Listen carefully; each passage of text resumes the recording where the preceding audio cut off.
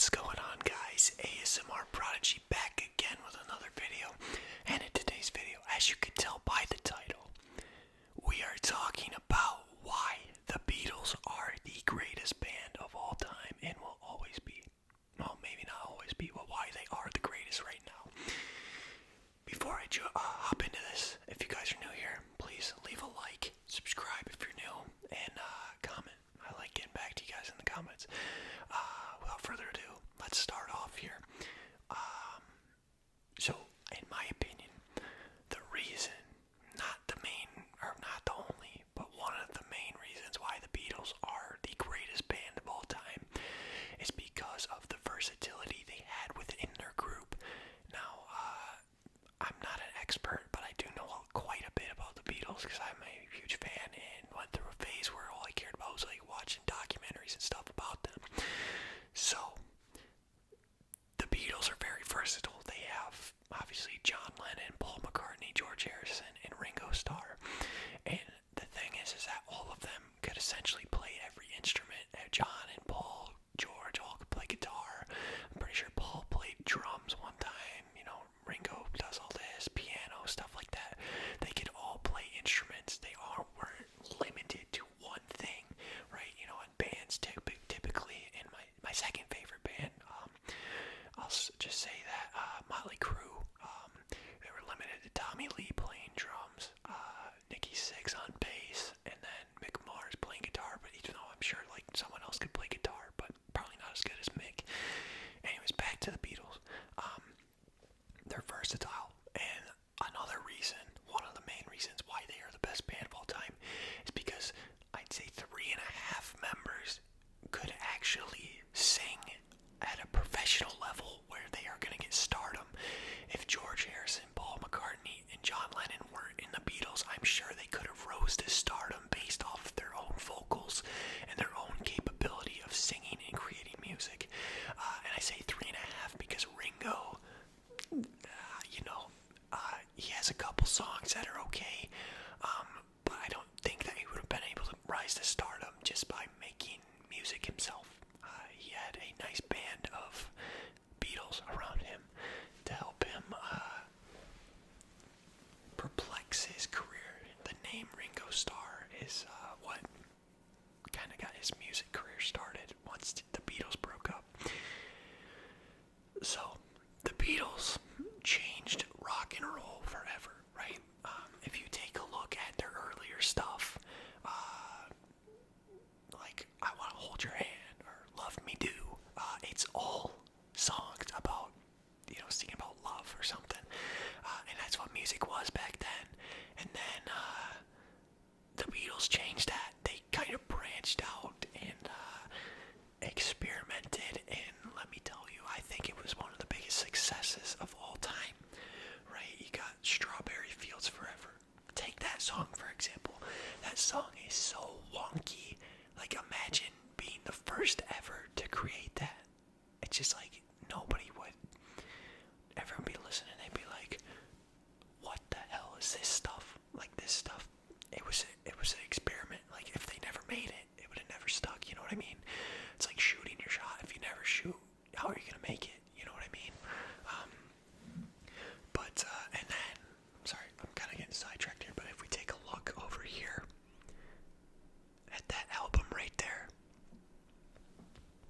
Sgt. Pepper's Lonely Hearts Club Band, that's where, I wouldn't say that's where it started because it started in Rubber Soul or Revolver, but that's when the Beatles got wonky, and that's when they made their best music, in my opinion. It's when they got wonky. For example, Sgt. Pepper's Lonely Hearts Club Band was literally Paul trying to create a new image for the Beatles, and that was like one of their last albums. I'm not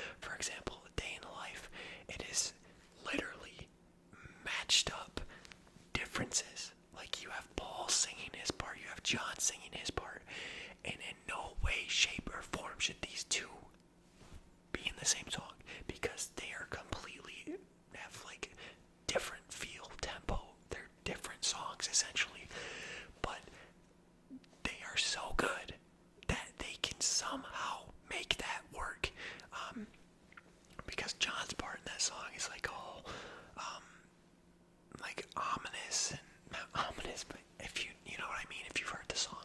And then Paul, it gets to Paul's part and it's all upbeat. It's like da da da da, and it's a really good song. And I don't think there's a lot of bands that could pull that off. And the thing about the Beatles is that I wouldn't really classify them as LSD rock, but their music is influenced so much by LSD, which at the time was what was, that's what people were doing at the time in the 60s. And it changed them, and I think it changed their music for the better. Granted, some of the old Beatles songs are certified bangers. Older as in like 1950s up until 60-ish. They're good. But I wouldn't say they're as good as the Beatles' later work. And I was looking at this stuff the other day. I was listening to them, and I was looking at their Abbey Road album on Spotify. And I was looking through all the songs, and I was like, they just kept getting better and better and better with every album they released. And there's all types of different songs on them. They're not following the same formula. And that's what I think one of the biggest things is because a band usually follows a formula. I'm going to go back to Motley Crue, for example. They follow the hard rock formula. Every song, you got Vince wailing on some vocals. You got a guitar solo. You got drums. You got everything, right? Except for Home Sweet Home. That's like one of, but sidetracked again. Go back to the Beatles. The Beatles album, you would have, like take Helter Skelter, for example, and then take All You Need Is Love. Obviously, they're not on the same album, but they're just completely different songs, and that's how, like almost all of Beatles albums are. You just slip in different types of songs, and they just work. Somehow, they just work. They're not following a formula for success. They made their own success by being creative, and literally did not stop being creative. Once they saw something working, they were like, okay, cool, let's do something else. It was like they were too good for success. And I know that sounds weird, but I think that's true.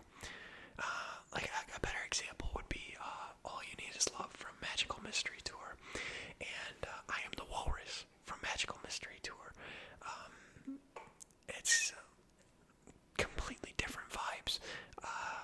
You got peace and love on All You Need Is Love, and then you have kind of like a joking song like, oh, I'm the Walrus on I'm the Walrus.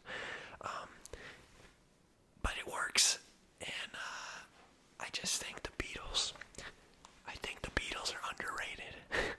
And that's weird to say, knowing how successful and how popular and how well known they are. I think they're underrated, because when you take a deeper look into their music and what this stuff actually means and how many songs they've created that are absolute bangers, it's hard to say that they aren't the greatest band of all time.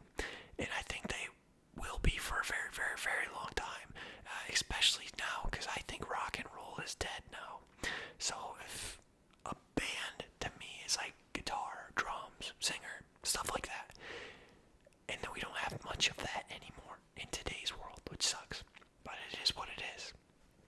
Also, before I end this video, the reason I'm wearing this is because I'm filming in bulk right now, so I filmed some other videos. I don't just